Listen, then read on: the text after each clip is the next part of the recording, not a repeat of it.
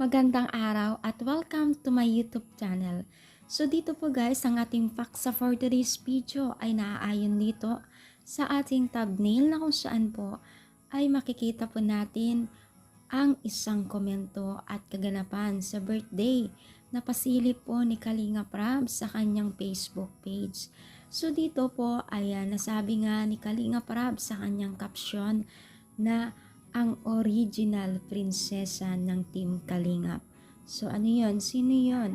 Si Rina mismo ang original ng prinsesa ng Kalingap. So masaya ang mga taga-supporters po ng Rina dahil nga po dito sa sinabi po ni Kalinga Prab sa kanyang channel or dito sa kanyang page, no?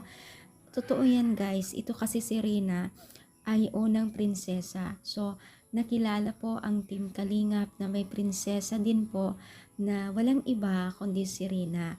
So, talaga naman po nag-work po yung pagiging isang prinsesa ni Rina dito sa Team Kalingap na syempre kaya naman po laging sinasabi po ng taga-supporters ni Rina ang prinsesa ng Team Kalingap, no? Walang makapapantay, no?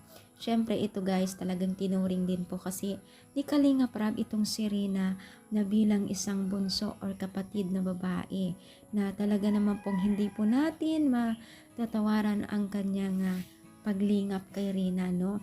Siya po ang pinakamatagal na tinutulungan ng Team Kalingap na talaga naman pong ay nagiging tutok po ng Team Kalingap.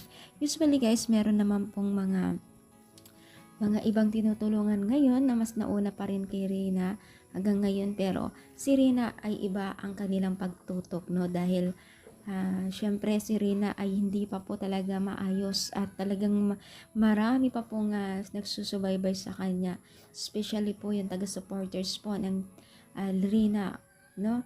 Nung Edrina noon, no? Kaya naman po itong si Kalinga Prab ay porsigido para lamang po sa ikakasaya din po ng taga-supporters niya, no? Kaya tayo taga-supporters ay iwasan natin mag-komento ng hindi maganda kay Kalinga Prab dahil wala po tayong alam sa katotohanan ng lahat, no? Kasi hindi naman lahat ay vlog po ni Kalinga Prab mga sitwasyon. May mga sensitive na hindi dapat ipinakapakita ni Kalinga Prab. Kaya iwasan po natin, maigi yan, isuportahan po natin ang Team Kalingap sa kanilang pagtulong, no?